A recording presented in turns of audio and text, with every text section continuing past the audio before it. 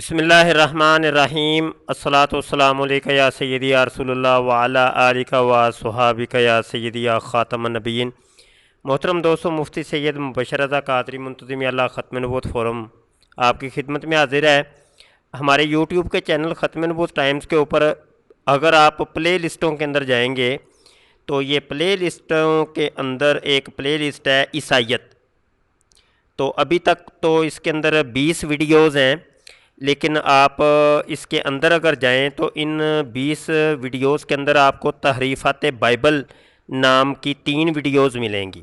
تو یہ ایک میں نے سلسلہ شروع کیا تھا کہ جو موجودہ بائبل ہے ہمارے مسلمانوں کے نزدیک، اور قرآن حکیم کا جو حکم ہے وہ یہ ہے کہ یہ جو بائبل ہے یہ محرف ہے، یہ تبدیل شدہ ہے۔ تو ان لوگوں نے، کرسچنز نے، عیسائیوں نے اس کو بدل کے رکھ دیا، اس کے اندر تحریفات کر دیں، اور یہ ہر 10 15 20 سال کے بعد اپنی بائبل کو رینیو کرتے ہیں اور اس کے اندر مختلف قسم کی من مانیاں کرتے ہیں اور تبدیلیاں کرتے ہیں۔ تو اسی سلسلے کو میں آگے بڑھاتا ہوں۔ تو آج ایک اور نمونہ آپ کی خدمت میں پیش کر رہا ہوں۔ تو یہ سمجھ لیں کہ چوتھی ویڈیو ہے، بائبل کے تضادات کے اوپر مشتمل ہے اور بائبل کی تحریفات کے اوپر۔ آئیے جی ہم بائبل کی بات کرتے ہیں۔ یہ سموئیل 2 ہے اور اس کا باب نمبر ہے 24 مردم شماری کے نام سے، اور صفحہ نمبر 312 ہے۔ اور یہ میں آپ کو بتا دوں کہ یہ جو میں حوالے دے رہا ہوں، یہ والی بائبل یہ آپ کو PDF کی صورت کے اندر مل جائے گی، نیٹ کے اوپر آپ سرچ کریے گا، آپ کو مل جائے گی۔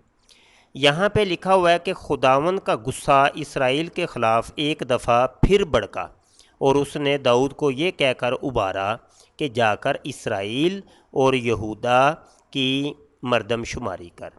اب یہ دیکھیے کہ اسرائیل کو خدا نے ابھارا ہے، داؤد کو خدا نے ابھارا ہے اسرائیل کے خلاف کہ جا کر اسرائیل اور یہودا کی مردم شماری کر۔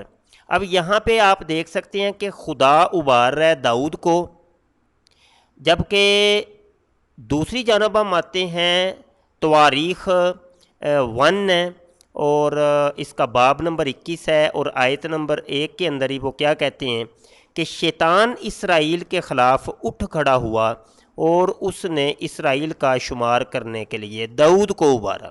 اب یہاں پہ دیکھیں شیطان ابھار رہا ہے داؤد کو اسرائیل کے خلاف۔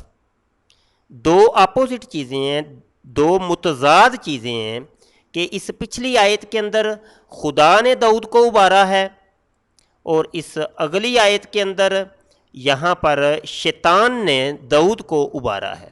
ہمارا آج کے پادریوں سے سوال یہ ہے کہ ان دو باتوں میں سے درست کون سی ہے اور غلط کون سی ہے؟